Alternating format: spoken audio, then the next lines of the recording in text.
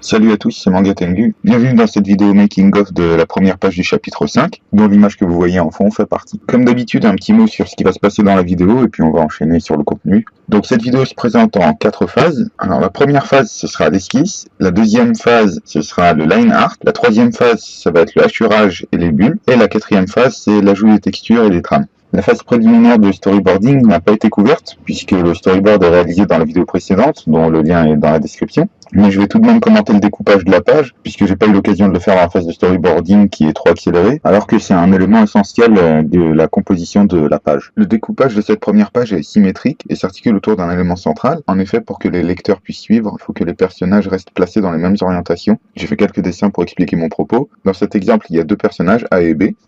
Lorsque je place les vignettes avec les deux personnages vus sous le même angle, on a l'impression qu'ils se suivent, car on a vu l'image d'avant. Sinon, on aurait juste l'impression que chacun parle tout seul. Lorsqu'on place les vignettes avec les deux personnages vus sous des angles différents, on a l'impression qu'ils se tournent la tête, avec A qui semble regarder à gauche et B qui semble regarder à droite. Ça peut refléter une opposition. Si on a par exemple un personnage C au milieu qui cite chacun des deux personnages, on peut imaginer qu'il cite le blanc et le noir par exemple. Par contre, si on change de point de vue sur le personnage A pour donner l'impression qu'il regarde vers la droite, on a tout d'un coup la sensation d'un dialogue ou d'une confrontation psychologique, alors que physiquement les deux personnages sont l'un derrière l'autre ou l'un à côté de l'autre. Maintenant, quand on fait un storyboard, on essaye de varier les découpages et les points de vue, mais ça doit être fait de manière pertinente. Je m'explique encore en images. Dans cet enchaînement, on casse la sensation de dialogue. Tout d'un coup, on donne l'impression que les personnages se tournent la tête ou regardent n'importe où. Dans celui-ci, on a l'impression que A tourne la tête ou carrément le dos. En plus, avec l'expression du visage, on dirait vraiment qu'il fait la gueule à B et que B essaye de le consoler. Enfin, si on répète exactement la même ligne, on dirait le découpage monotone d'un débutant. Alors comment rendre le dialogue intéressant tout en préservant la compréhensibilité? En fait, l'astuce, c'est d'insérer un troisième élément autour duquel s'articule le dialogue. Voilà, après quand il y a un découpage qui est clairement symétrique comme ça, j'aime pas que ce soit fait à peu près, j'aime que ce soit fait vraiment de manière exacte, donc j'ai fait une symétrie des vignettes du haut en bas sous Photoshop pour avoir exactement le même découpage en haut et en bas.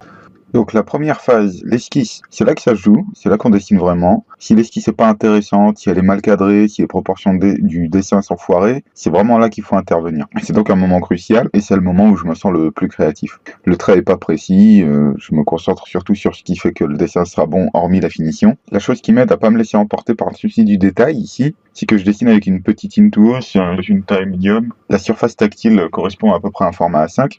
Donc je peux m'asseoir en arrière à l'aise, comme si j'étais dans un transat en fait, et dessiner sans trop me soucier de la finition du trait. Par contre, comme je l'ai dit, les éléments qui sont symétriques doivent être vraiment symétriques, les poses et les proportions doivent être au poil, et les cadrages doivent être vraiment bons, parce que c'est là que ça se fixe. Deuxième phase, donc le line art, ce sont les lignes qui composent les contours du dessin.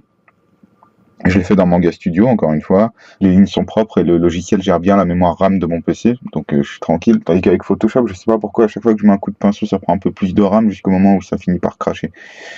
Donc le line, c'est vraiment une phase élastique, c'est-à-dire qu'on peut passer un temps fou pour obtenir un crayonné vraiment très très précis avant l'ancrage, ou on peut juste balancer quelques repères pour improviser à l'ancrage. Et donc aller beaucoup plus vite en fait. L'enjeu pour moi, surtout quand je dessinais sur papier, c'était d'être capable de me contenter d'un crayonné très léger pour aller plus vite et laisser un peu de liberté à ma main durant l'ancrage. Voilà, et puis surtout pour moi, c'est vraiment une preuve d'expérience de pouvoir se contenter d'un crayonné sommaire, et puis c'est surtout super classe. Ça veut pas dire que si on n'est pas capable de le faire, on est un débutant ou qu'on est mauvais. C'est juste que c'est une capacité optionnelle qui permet de gagner beaucoup de temps, qui montre un certain talent. D'ailleurs, certains dessinateurs, bien qu'ils soient très bons, sont incapables d'ancrer sur un dessin dont le crayonné est peu précis. Moi, je vois ça un peu comme un adulte qui roule avec un vélo, qui a des petites roulettes sur les côtés pour pas tomber. Ça l'empêche pas de rouler, mais s'il avait fait l'effort, il aurait pu s'en passer et gagner beaucoup de degrés de liberté dans ses mouvements. Le danger sur papier, c'est évidemment de faire un crayonné qui soit trop léger pour nos capacités d'improvisation et de louper l'ancrage en conséquence. Mais maintenant, avec l'informatique, le CTRL-Z a effacé ce risque. Et donc, bon, là, il n'y a plus vraiment de mérite et de talent à faire un crayonné dégueulasse et à faire un bel ancrage derrière. Troisième phase, le hachurage et les bulles.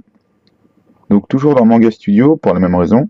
C'est aussi une phase élastique pour des raisons d'expression. Certains ont besoin de dessiner des choses très détaillées, d'autres moins. Certains ont besoin de propreté, d'autres préfèrent le côté brut de décoffrage. Certains sont maniaques de la hachure, comme moi. D'autres mettent une ou deux trames s'ils sont vraiment obligés, et puis c'est tout. C'est vraiment là que la patte de l'artiste se fait le plus ressentir, et qu'on définit le cachet, la personnalité, l'identité visuelle de la bande dessinée. Bref, c'est super important.